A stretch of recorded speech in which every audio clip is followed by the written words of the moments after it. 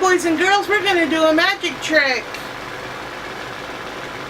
I'm going to put a coin, just regular 50-cent piece coin, into my hand. Or into the rag.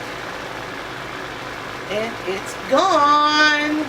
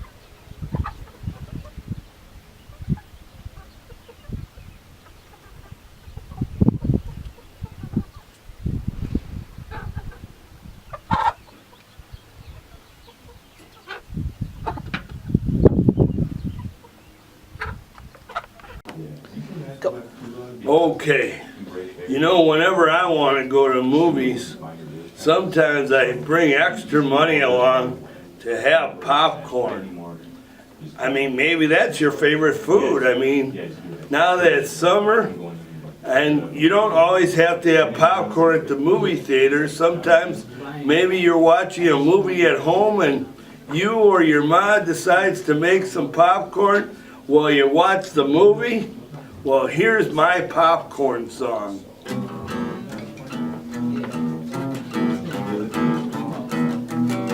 I like popcorn. You like popcorn? I like popcorn. You like popcorn? Every day, it's okay. When I go to a movie, it's really groovy. I like popcorn. You like popcorn? I like popcorn. You like popcorn? There there's cheddar corn and caramel corn, butter corn and kettle corn. I like popcorn. You like popcorn? I like popcorn. You like popcorn? Every day. It's okay. When I go to a movie, it's really groovy.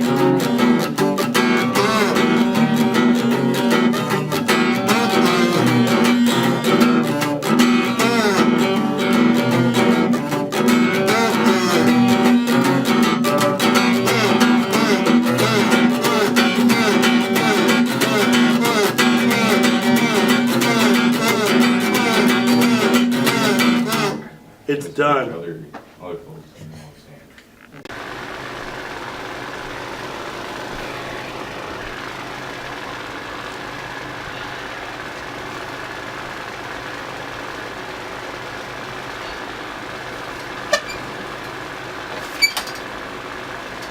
Hello, boys and girls. We're going to do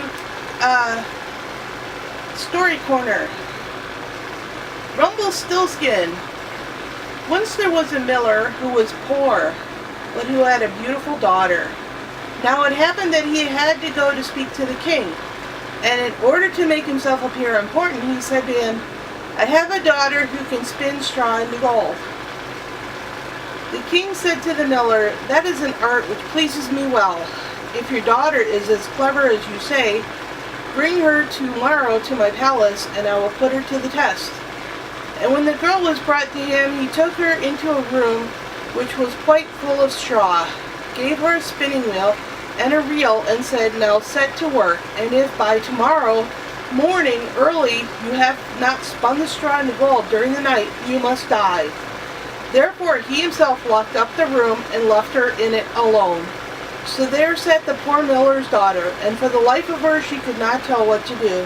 She had no idea how straw could be spun into gold, and she grew more and more frightened, until at last she began to weep.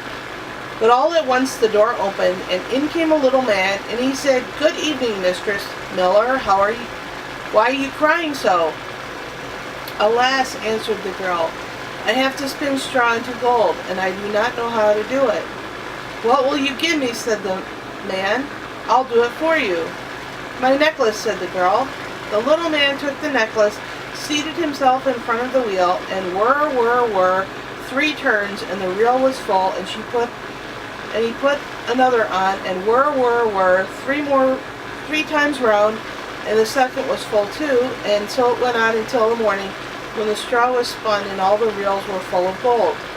By daybreak the king was already there, and when he saw the gold he was astonished and delighted, but his heart became only more greedy. He had the daughter's miller taken into another room full of straw, which was much larger, and commanded her to spin that also in one night, if she valued her life. The girl knew not how to help herself, and was crying, when the door opened again, and the little man appeared, and said, "What will you give me if I spin the straw into gold for you?"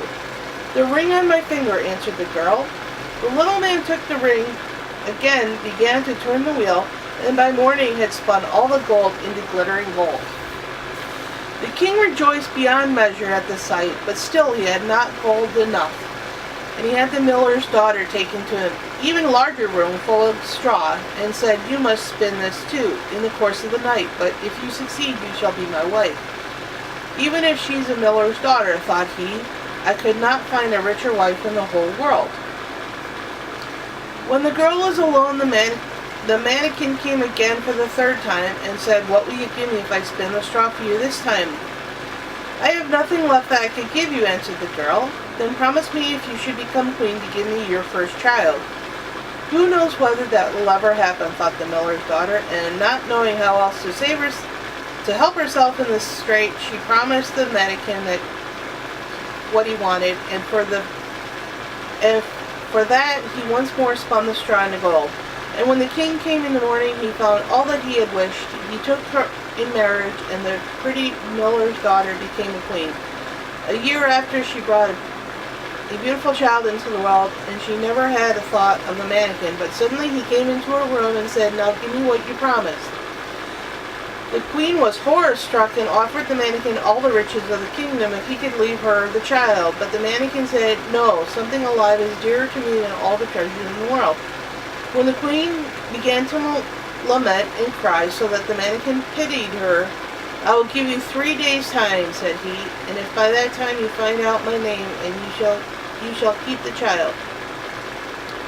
So the queen thought the whole night of all the names that she had ever heard, and she sent a messenger over the country to inquire far and wide for any other names there might be. Then the mannequin came the next day.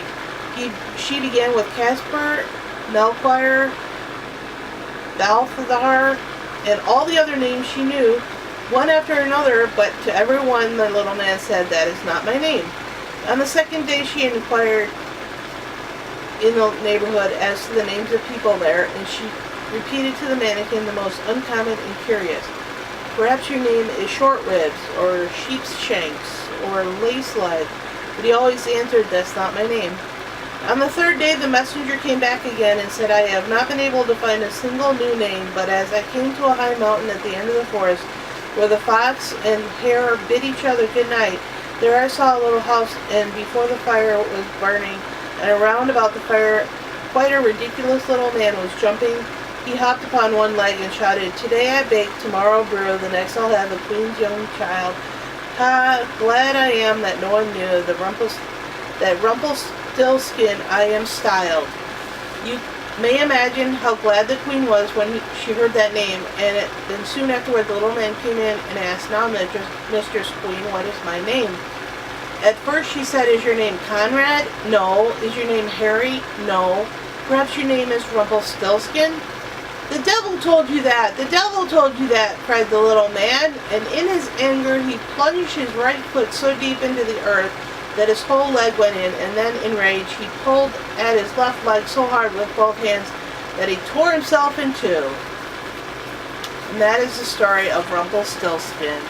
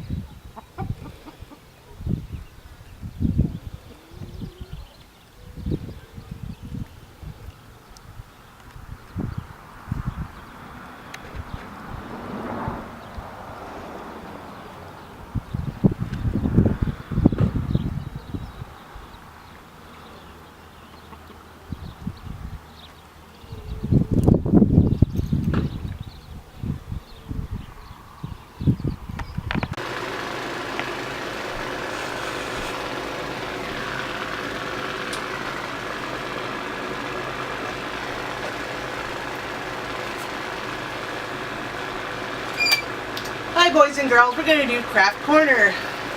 So I found a box and I cut out a frame of cardboard.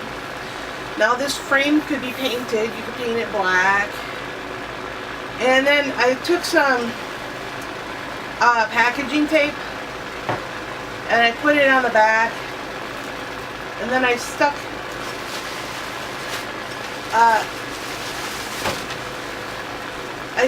this tissue paper on top and made a design. You can get that tissue paper at Dollar General in their gift department where they have wrapping paper and stuff. So you can get that, and it comes in one package. So you can get yellow and pink and blue in one package, and you can make this.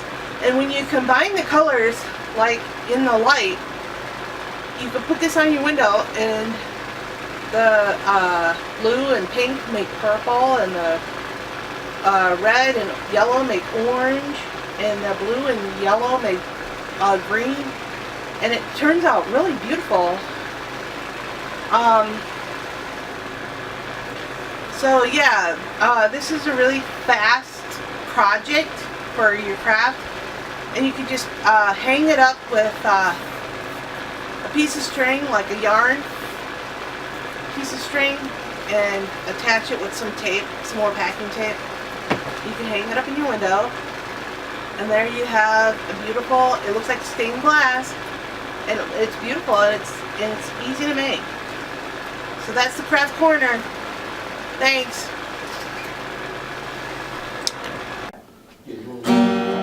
I drink lemonade. It tastes good. When it's hot out, you gotta have some lemonade. Oh yeah. Oh yeah. Oh yeah. You drink lemonade. It tastes good.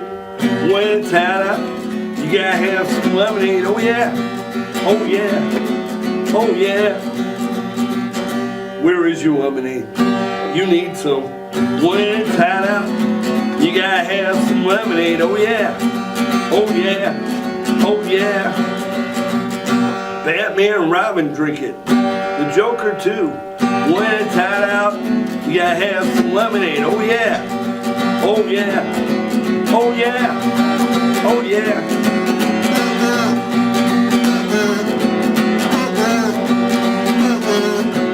Oh yeah. Lemonade.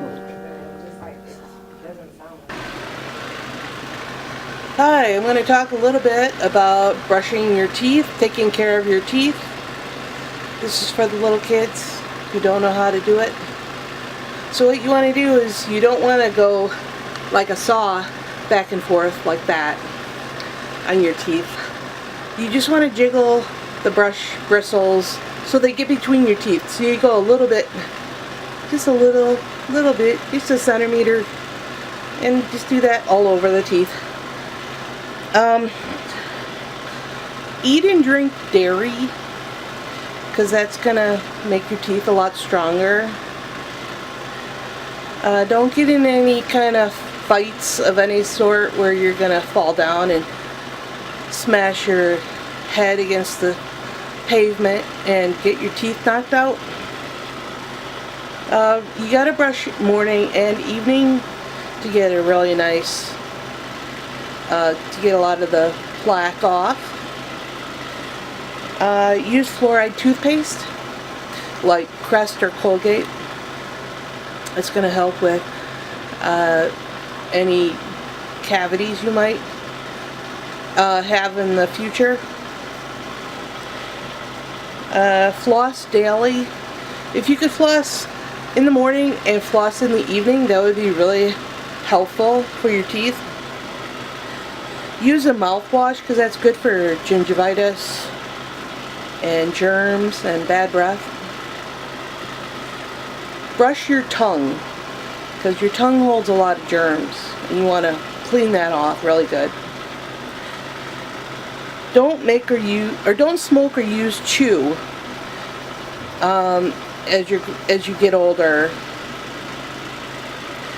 Don't drink much soda, and don't have a whole lot of sweets. If you have braces, avoid sticky sweets like caramel, gummy bears, hard pretzels, and popcorn. And there's some other food that the dentist will tell you that you can't eat. If you're playing in a sport, wear a mouth guard as you're playing, because that's going to protect your teeth. Just like I said about the fighting. Yeah, try to wear a mouth guard to help protect them. Okay, that's it for the teeth. Okay, bye.